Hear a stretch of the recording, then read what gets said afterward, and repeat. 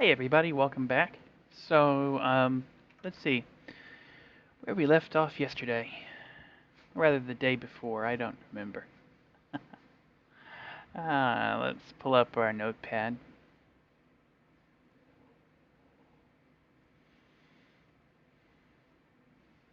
Open up our notes. RTS linker. TOC building and reference. We should update these notes. We haven't done that in a little while. Let's pull up the chat. So let's go ahead and punch up the text size on the editor here for everybody. There we go.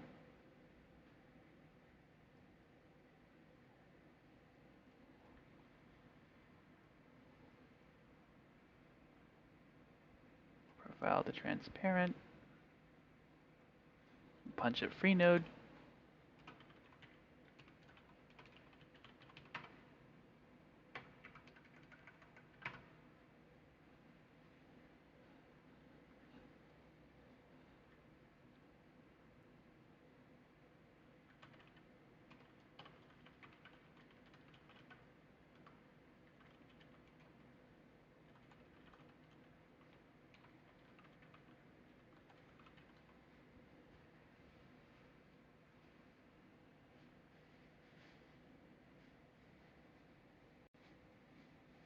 There we go. Before we get started with that, let's go ahead and check on our pull requests. We had some updates. So,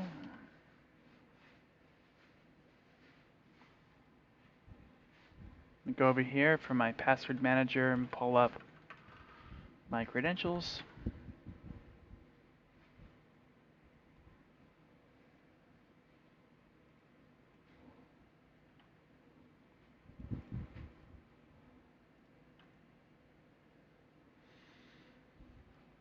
Enter in my one-time code.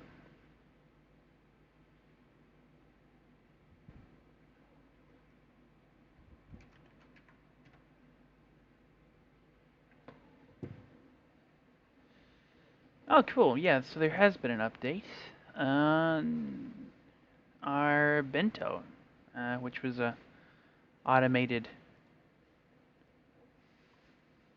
VM image building process that we contributed to about a week ago. And I saw this last night and I already commented. So they basically just said, it's a Nishin's platform. I'm like, that's fine. And they're still happy to merge it, even if they won't actually build the images for us, which is perfectly fine. So we'll contribute to that later. Let's see here. OBS Studio response. Nope. No response yet. That's pretty common. I'll have to poke that later on.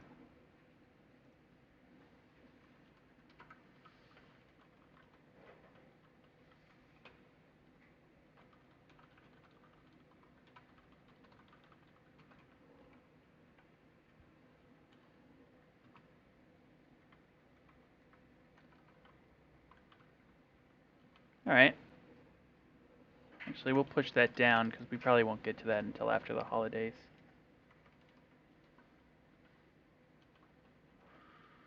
Cool. Alright, so that's good progress. There. Let's open up our IDE. Sea Lion today.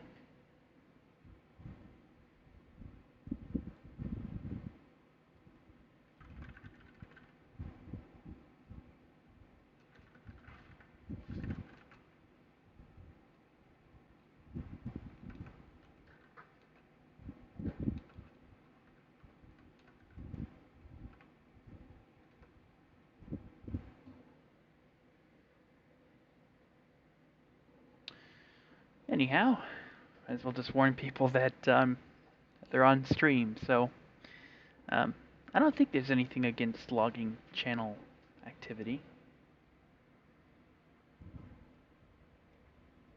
If there is, sorry about that. Let me make sure my stream's actually running.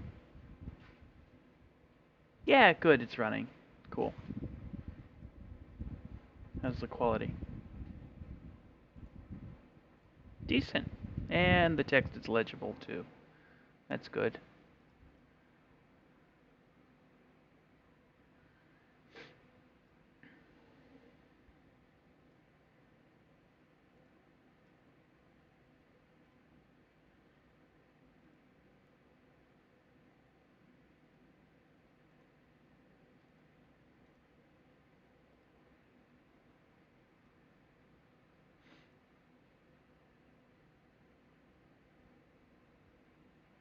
So the interface fonts are small, but at least the document fonts are pretty large, so you should be able to see them just fine.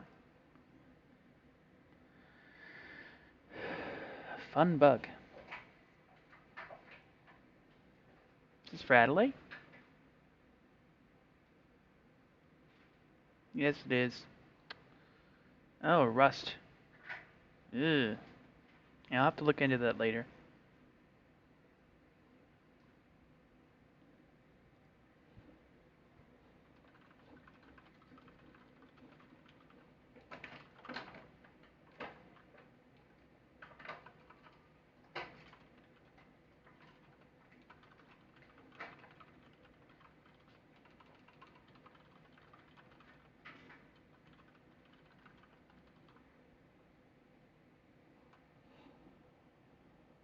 Yeah, I've played around with Rust internals a bit.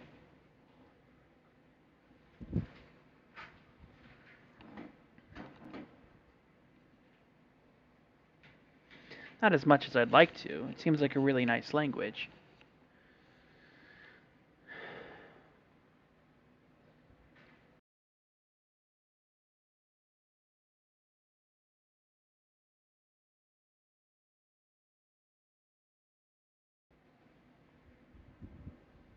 Alright.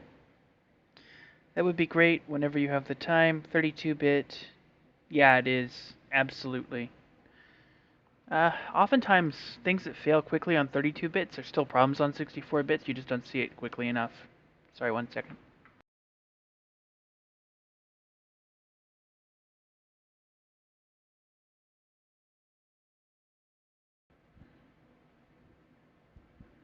Yeah, sorry about that. Just talking with my partner. So,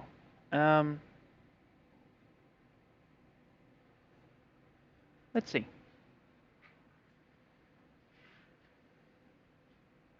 Where was I?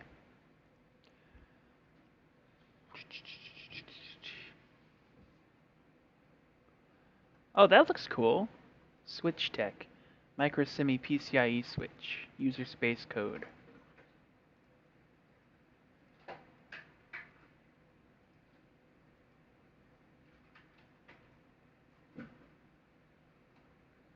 Well, that looks neat. Maybe I'll have some use for that in the future. Bookmark it. Oh, yeah.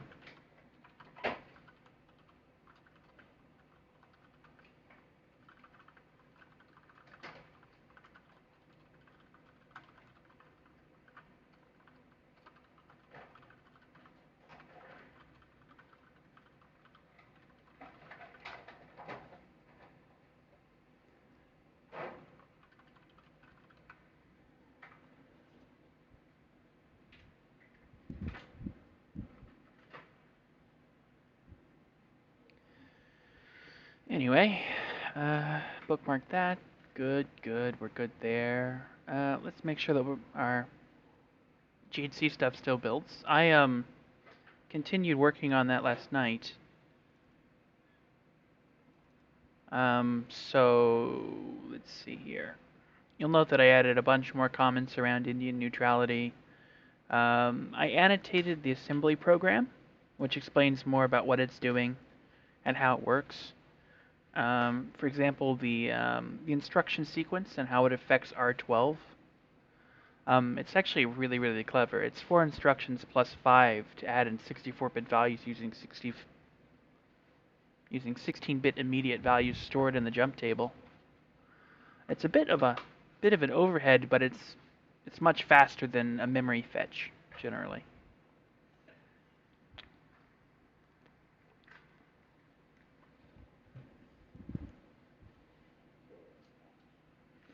It'll probably be a short stream today, but we'll try to get this integrated. So we've got the stub.